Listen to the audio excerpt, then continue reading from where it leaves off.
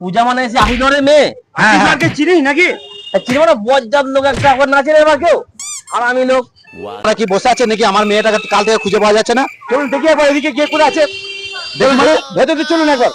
এই শ্রমিক, চলো ভেতরে যাই। আমার টেনশনে ঘুম আসছে না গো। চলুন ভালো করে খুঁজুন। আমার দুদিন ধরে মেয়েটা পাওয়া যাচ্ছে না, আমার চিন্তায় ঘুম নাই। ঠিক আছে স্যার, আমি চেষ্টা করছি স্যার। চেষ্টা করলে হবে না, বাস স্ট্যান্ড এখানে বিয়ে আছে, আর আমার খবর আছে। বাস স্ট্যান্ড দেখি স্যার, ভেতরটা একবার ওই দিকটা। দেখো তো এই ছেলেটাকে। ভাই, হ্যাঁ কি বলুন?